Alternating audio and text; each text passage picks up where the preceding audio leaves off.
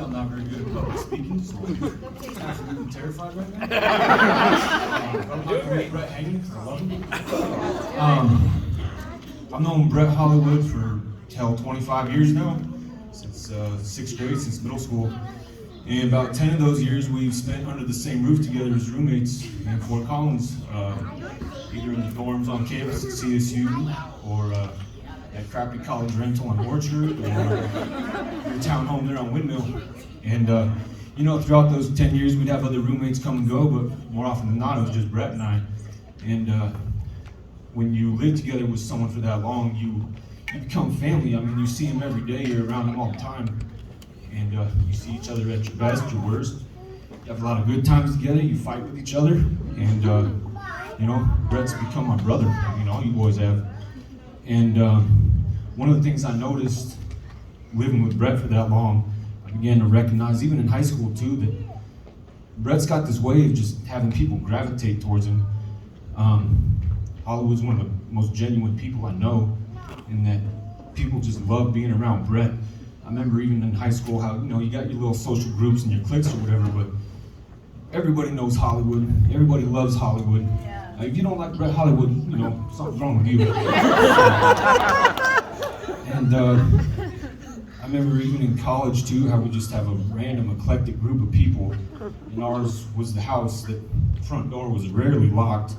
Always had people coming and going, just coming to watch the game, drink some beers, barbecue, just hang out, whatever. But people always want to come around, and Brett's just got this way of having people gravitate towards him because, you know, he gives people the same amount of respect as he gives the next person. He's got a way of making people feel, you know, valued and loved and cared for and listened to.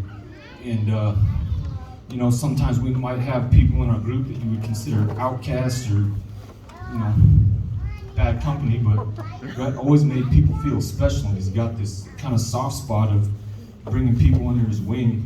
And one of the people I think about is Johnny V, who, you know, would have been one of your groomsmen today. And Johnny V was a friend of Brett's cousin who moved here across the country, didn't know a soul in Colorado. But Brett right away made the guy feel welcomed and loved and part of the crew. Johnny V was, what, 12, 13 years older than us, but you know, we're all in our early 20s, finishing up school, and Johnny V at first glance you wouldn't think would fit in with us, but Brett made it a point right away that, hey man, you're part of the house, you're part of the family, you're part of the crew, and Brett does that for people. And one of the things I'm most thankful for with Brett, if it wasn't for him and Brandon Birdsall as well, I don't know if I'd ever, you know, salvaged my faith in God and reestablished a relationship with Christ. And Hollywood always showed patience with me. You know firsthand the type of person I was back then, just a cynical prick that never had anything good to say about the world and just hated everybody. But Hollywood always showed patience and was never afraid or hesitant to share scripture with me. And I can't count the number of times we would have, you know, conversations, arguments in the kitchen till all hours of the night in your house on Windmill about the world, about God. And Brett never hesitated to, you know, share scripture with me. And like I say, man, if it wasn't for that, who knows where I'd be, because, you know, sometimes I had some dark days back in my 20s, and I owe you big time for that.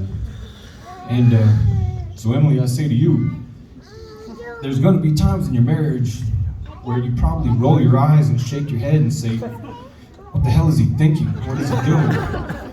And as far as I know, that's normal. I mean, I've only been married a couple months, but my wife does it every day, so I think that just comes with the territory. I mean, dudes, sometimes boys will be boys, and we don't know what we're doing. But one thing I can guarantee you is you got a man who's unashamed and unapologetic with his faith, and he will never lead you astray in that regard. And I can tell by the way you got this wild man shaping up the last 3 years. He's in good hands with you too, and I'm so thankful for you. And I love you guys. You're some of my best friends. I'm excited to see what life's got in store for you. and I love you very much. Cheers, y'all.